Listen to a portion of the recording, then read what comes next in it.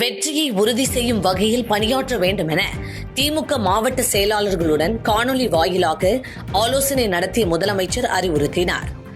என் வாக்குச்சாவடி வெற்றி வாக்குச்சாவடி செயல்பாட்டு எப்படி உள்ளது என்பது பற்றி ஆலோசிக்க முதலமைச்சர் மு.க. ஸ்டாலின் இன்று காணொலி வாயிலாக மாவட்ட கழக செயலாளர்களுடன் அப்போது பேசிய முதலமைச்சர் ஸ்டாலின், நம் எதிரிகள் சிபிஐ, இடி, ஐடி, தேர்தல் ஆணையத்தை நமக்கு எதிராக பயன்படுத்துவார்கள்.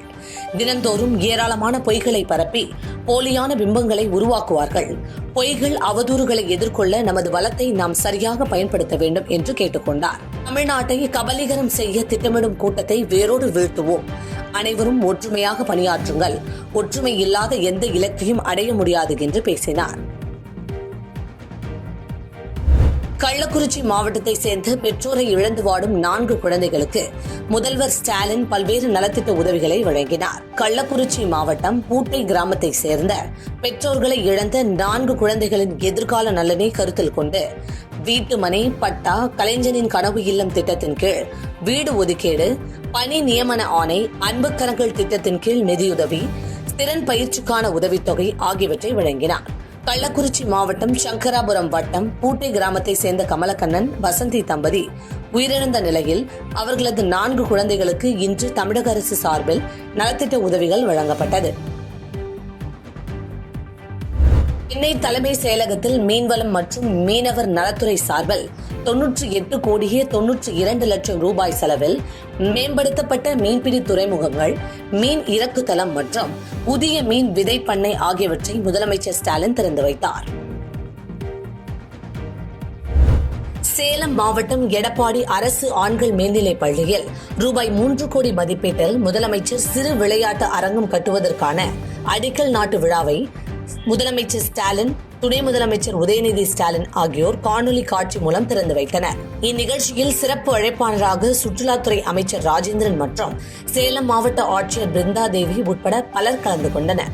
அதனைத் தொடர்ந்து அமைச்சர் ராஜேந்திரன் மாநில அளவிலான விளையாட்டுப் போட்டிகளில் வெற்றி பெற்ற மாணவர்களுக்கு கேடயம் வழங்கி பாராட்டினார். அப்போது அமைச்சரிடம் புதிதாக கட்டப்படும் விளையாட்டு அரங்கில் கிரிக்கெட் விளையாடவும் மைதானம் அமைத்து தர வேண்டும் என விளையாட்டு வீரர்கள் கோரிக்கை வைத்த நிலையில் அதற்கான ஏற்பாடுகள் செய்து தரப்படும் என்று அமைச்சர் உறுதியளித்தார். திருப்பரங்குன்றம் அயோத்தியாக மாறினால் என்ன தவறு? அயோத்தி என்பது என்ன கெட்ட வார்த்தையா? அது இந்துக்களின் புனித இடம் என பாஜக மூத்த தலைவர் எச். ராஜா தெரிவித்துள்ளார். புதுக்கோட்டை மாவட்டம் ஆலங்குடியில் துவாதசி அறக்கட்டளைக்கு சொந்தமான இடம் என கூறப்படும் இடத்தை பார்வையிட்ட பின் செய்தியாளர்களை சந்தித்த அவர், திருப்பரங்குன்றம் விவகாரத்தில் முஸ்லிம்கள் யாரும் தீபம் ஏற்ற எதிர்ப்பு தெரிவிக்கவில்லை. இந்த விவகாரத்தில் திராவிட கழகம், திமுக, விசிக ஆகிய கட்சிகள் இந்து விரோத சக்தியாக செயல்பட்டு வருகிறது என்று குற்றம் சாட்டினார். திருப்பரங்குன்றம் அயோத்தியாக மாறினால் என்ன தவறு? அயோத்தி என்ன கெட்ட வார்த்தையா? அயோத்தி இந்துக்களின் புனிதமான இடம் என்று கூறிய அவர் இதற்கு எதிர்ப்பு தெரிவிப்பவர்கள் மீது காட்டமாக பேசினார். முதல்ல ஜஸ்டிஸ் சுவாமிநாதன் அவர்களோட தீர்ப்பு வந்தது. அப்புறம் அதையே கன்ஃபார்ம் பண்றார் ஜஸ்டிஸ் ஜெயச்சந்திரன் அவர்கள். அதுக்கப்புறம் டிவிஷன் பெஞ்சு தீர்ப்பு கொடுக்குது. 3 தரம் தீர்ப்பு கொடுத்தத செயல்படுத்தாத இந்த ஹிந்து விரோத அரசாங்கத்தை இந்துக்கள் தோற்கடிப்பார்கள். 26 தேர்தல்ல வேரோடும் வேரடி மண்ணோடும் திமுக கலைஞர். அயோத்தியா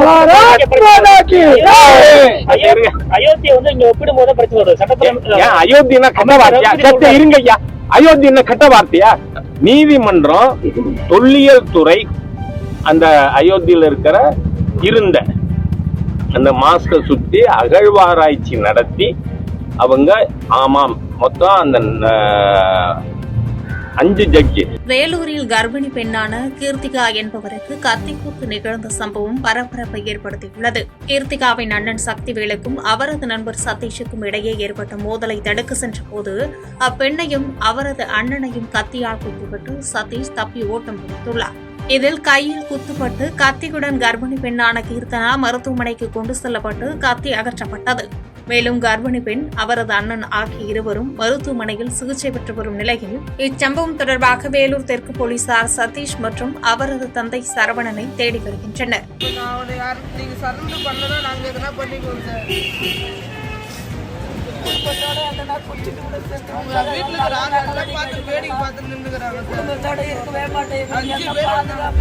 குலதெய்வத்துக்கு அன்புமணி கிடா வெட்டினாலும் பலன் ராமதாசுக்கு தான் போகும் என்று ராமதாஸ் தரப்பினரும் சட்டமன்ற உறுப்பினருமான அருள் கூறினார்.